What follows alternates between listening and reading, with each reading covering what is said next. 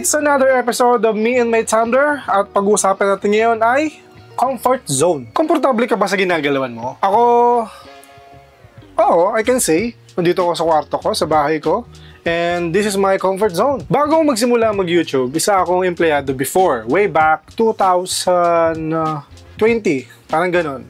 And okay naman, masaya naman, and wala namang regret, ang dami ko natutunan, especially sa mga ka-work ko before. But, pandemic. Pumasok yung pandemic at back and forth from Montalban to different malls. Sa mall kasi yung work ko before. At doon ako naglalagi. Minsan sa Ortigas, ganoon yung gawain. And napapagod ako. Gigising ako ng alas 6. Depende kung saan ba ako maglalagay, sa mall ba o sa office. And uuwi ako ng mga around alas 12. And hindi siya madali. Kasi alam mo naman, sa transportation na meron tayo is sobrang hirap. At dumating sa punto na parang ayoko na. Talagang ayoko na. Gusto kong mag-redirect ng gagawin ko. And doon pumasok yung freelancing. Back then, inaaral ko pa yung pagiging media buyer ko. Media buying is the one who specialize ads, managing ads, yung mga ads sa Facebook, TikTok, and any other platforms. Yun, ganun siya. And matagal ako nag-freelancing up to this day. Freelance ako. And bago ako mapunta si freelancing, sobrang gulo ng isip ko. Ang tanging pinanghawakan ko lang is gusto kong mag-work from home. Yun talaga yun. Yun yung pinaka-reason kung bakit gusto kong mag-freelancing. Gusto kong mag-work from home. Ayoko nang gumising para maligo, kumain, bumiyahe. Diba? Ayoko nang iuwi ako ng anong oras. Na dami ko na may missed out na happenings or gatherings kasi nasa field ka nasa work ka. And even Sunday may work ako nun before. Sabi ko, kailangan ko na mag-stop sa ganitong kalakaran. Kaya pumasok yung freelancing. And bago ako pumasok sa freelancing is nag-aral ako. Nag-aral ako ng isang course. Para siyang online course talaga siya. Which is doon i-explain sa'yo paano mag-handle ang ads and certain about ads o media buying kumbaga. And hindi siya naging madali. Pumasok yung year na January, hindi ko alam may year ba yun? 2021, 2021 I guess. And nag-resign ako. Yun, nag-resign ako without any client back then. Nag-resign talaga ako. Ayoko na. It's a leap of faith for me.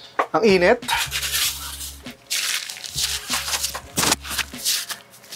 Ang init.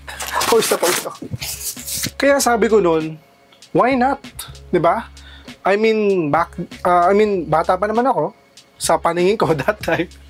At marami pa akong pwedeng matutunan besides sa pag-work as a employee or sobrang struggle like 3 months or 4 months akong walang work. But nag-a-apply pa din ako. Ang tawag doon is fake it until you make it. Kasi ang dami kong nababasa na hindi naman sila ganoon ka-enhance or ka-skilled sa work nilang media buying, but nakakuha sila ng client and ng direct client. So, maganda. So, isa ako dun sa mga umaasa na parang one day, magkaroon din ako ng work. Eh, nangyari naman. Kumbaga, sa nangyari na from corporate to freelancing is yung pagitan, yung gitna nun. Diba? Ito yung corporate ko, ito yung freelancing ko, yung pagitan nun. Sobrang hirap. Like to the point, gusto ko nang bumalik sa corporate kasi feeling ko hindi to magsasucceed. Feeling ko mali yung ginawa kong desisyon. But hindi ko malalaman kung hindi ko susubukan. And speaking of comfort zone is, for me, comfort zone siya yung pag-corporate ko before. But napagod lang talaga ako. So hindi na siya comfort zone. And today is my comfort zone. And pumasok ko sa freelancing, comfort zone talaga. Kasi sino bang ayaw mag-work sa bahay? Hindi ka na kailangang maligo. I mean, bago mag-work, gigising ka na lang, kain, work, out, ligo, and tulog. Wala ka ng biyaheng gagawin. And sino bang ayaw nun?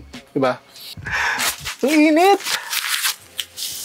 bago ako makakuha ng first client, is hindi siya ganun ka-okay yung rate. Sobrang desperado ko. Like, desperado. Papatusin ko kahit anong mababang rate. Basta magkaroon ng work, magkaroon ng client. Kasi kailangan ko nang magbayad ng bills. Sabi ko, Lord, bigyan mo lang ako isa. Kahit isa lang. Alam ko naman, you're the provider. And yet, nangyari. And ngayon, na I'm doing YouTube, diba? It's another leap of faith for me. Kasi, hindi ko naman to gawain magsalita sa harap ng camera, magdala ng camera sa maraming tao, magsalita sa public places, diba? Hindi siya thing for me. Hindi siya parang I'm used to it. But I'm willing to learn, to do extra mile. Kasi naisip ko, pagiging freelancing is hindi naman masama. Okay din naman siya, trabaho pa din naman siya. But naisip ko, why I'm working on somebody else? Parang ganun. Alam mo yun, parang bakit ako nag-work sa ibang tao? Why not mag-work ako para sa sarili ko? And umasok ko na YouTube, it's a leap of faith for me. And di ko naman inaasahan, wala akong na-expect. Di ko alam ano mangyari dito sa ginagawa ko eh. Diba? Sinashare ko lang naman yung thoughts ko and experiences ko. But, andun yung faith. Diba? And sana, if you see this, 5 or 10 years from now, I don't know, sana ba ako? Parang, I hope, meron akong at least 1 million subscribers. Oh, I really hope so. Before pa talaga, hilig ko manood ng mga videos. And why not i-video ko yung buhay ko or sarili ko? Ano nangyayari sa buhay ko? And I don't know, it's just a leap of faith for me. Pagbili nga ng camera eh. Itong camera ang ginagamit ko, leap of faith yan. Pagbili ng accessories, anything, galing sa freelancing. But, it's an investment, pero di ko alam kung magbubunga ba o hindi. But, it's a leap of faith. Alam mo yun, hindi mo masabi yung isang bagay na successful kung hindi mo susubukan. Sorry kung paiba-iba tayo ng angulo kasi ang init. Gusto ko naman ng ibang bagay na pwede kong magawa the very long end.